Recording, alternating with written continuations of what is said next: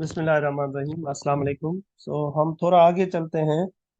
आज हम डिस्कस करने जा रहे हैं अ, एक और तरह की प्रोपोजिशन जो कि हम बना सकते हैं पी और क्यू से।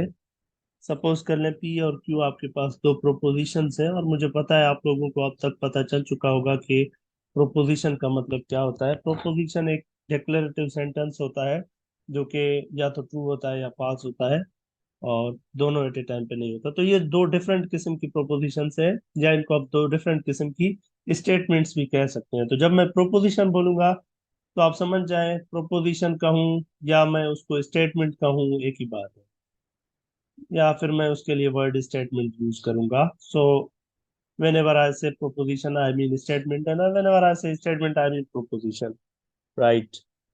सो सपोज करें आपके पास दो प्रोपोजिशंस है पी और क्यू। तो इन दोनों की हम डिसजंक्शन करते हैं, और डिसजंक्शन बेसिकली क्या होती है इन दोनों की, वो हम क्या करते हैं, इनको एक ऑपरेटर से कंबाइन करते हैं, और इस ऑपरेटर को हम कहते हैं ये हमारा इंक्लूसिव आर, इंक्लूसिव आर, या सिंपल आर ऑपरेटर भी कहते हैं। इसको रीड आउट हम लोग करते हैं पी और क्यू, यानी जहां पर ये लिखा हुआ है इसका मतलब है पी आर क्यू। मिसाल के तौर पर ये वर्ड क्योंकि मैंने इंक्लूसिव लिखा हुआ है तो इसलिए मैं इसको थोड़ा सा एक्सप्लेन करूंगा कि what do we mean by inclusive. और जाहिर सी बात है इंक्लूसिव है तो फिर एक किस्म का और आर आता है जिसको हम एक्सक्लूसिव आर करते हैं, कहते हैं, उसको भी हम फिर डिस्क्राइब कर लेते हैं बाद में। अच्छा, दूसरी बात, ये कब ट्रू होती है या कब फॉल्स होती है। ये स्टेटमेंट फॉल्स तब होगी जब दोनों फॉल्स हो, यानी कि पी भी फॉल्स हो और क्यू भी फॉल्स हो। अदरवाइज एक भी ट्रू हो जाए तो ये ट्रू हो जाएगी, राइट? सो अब हम एक एग्जांपल लेते हैं, उसके अंदर हम इसकी मोटिवेशन पर भी बात करेंगे, और फिर हम देखेंगे कि why why this is kind of making sense कि जब दोनों फॉल्स है तो ये ओवरऑल फॉल्स हो जाती है दिस सेक्शन। तो I will say this sentence, so consider this statement P which says that students student who has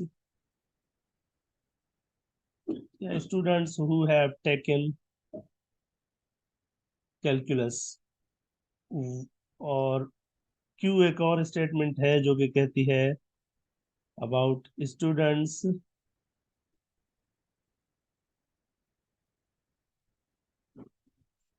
who have taken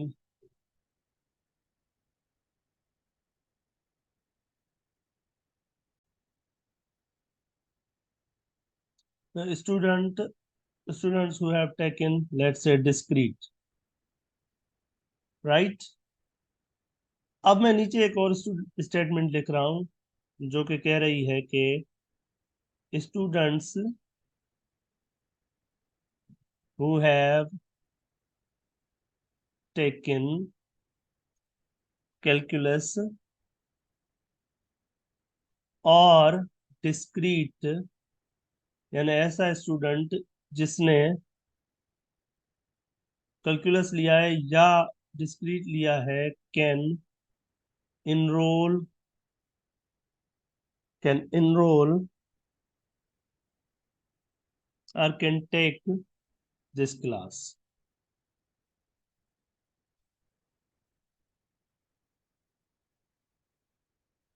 चले, अब ये स्टेटमेंट है, यानी कि इसका मतलब है वो स्टूडेंट्स इस क्लास में बैठ सकते हैं।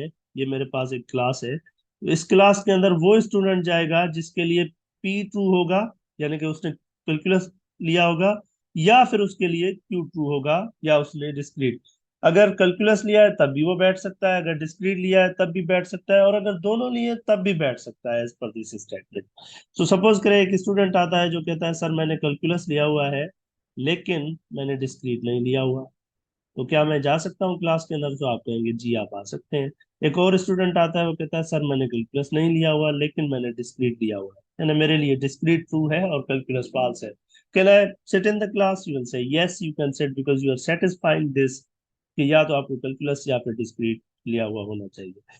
तो एक और स्टूडेंट आता है जो कहता है सर मैंने कैलकुलस भी लिया हुआ है और मैंने डिस्क्रीट भी लिया हुआ है। तो क्योंकि डिस्क्रीट और कैलकुलस दोनों लिए हुए हैं तो लिहाजा एक तो ट्रू बाय डिफॉल्ट हो जाएगी कैलकुलस वाली बात ना। तो आप इसको भी कह देंगे सर आप भी आ सकते हैं स्टूडेंट को कि बेटा आप भी आ सकते हैं। एक और स्टूडेंट आता है जो कहता है सर मैंने कैलकुलस भी नहीं लिया हुआ और मैंने डिस्क्रीट भी नहीं लिया हुआ। तो आप कहेंगे कि आप इस क्लास के अंदर नहीं जा सकते, you are not allowed to sit in this class. तो इसका मतलब है कि अगर, यानी कि ये जो पी आर क्यू है, ये पी आर क्यू ये कब ट्रू होगी कब फॉल्स होगी, इसको जो है हम ट्रुथ टेबल के अंदर समराइज कर लेते हैं।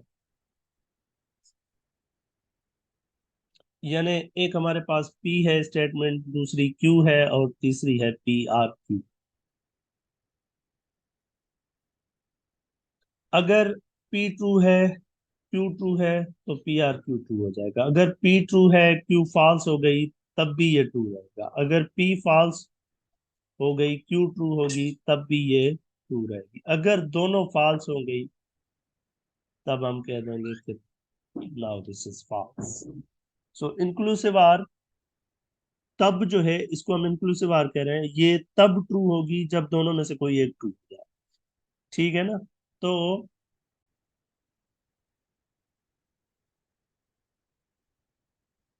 तो मिसाल के तौर पर एक और एग्जांपल ले लेते हैं कि Pakistan will qualify for final when Pakistan beats India और ऑस्ट्रेलिया। तो अब पाकिस्तान कब क्वालिफाई कर लेगा, जब वो इंडिया को शिकस्त दे या ऑस्ट्रेलिया को शिकस्त दे। तो अगर सपोज करें पी स्टेटमेंट है जिसमें आप इंडिया को शिकस्त देने की बात करते हैं, क्यू स्टेटमेंट है जिसमें आप ये कहते हैं ऑस्ट्रेलिया को शिकस्त देने की बात करते हैं। तो अगर पाकिस्तान ने इंडिया को शिकस्त दे दी यानी ये ट्रू हो गया, तभी पाकिस्तान चला जाएगा भले ऑस्ट्रेलिया से हारे या जीते। लेकिन अगर ऑस्ट्रेलिया को शिकस्त दे देता है तभी पाकिस्तान फाइनल में चला जाएगा भले इंडिया से हारे या जीते। तो इनमें से कोई एक ट्रू हो जाए पाकिस्तान आगे क्वालिफाई कर लेगा। और अगर दोनों को शिकस्त दे देता है यानी दोनों ट्रू होता है, in that case Pakistan will also qualify. So P R Q तब ट्रू होगा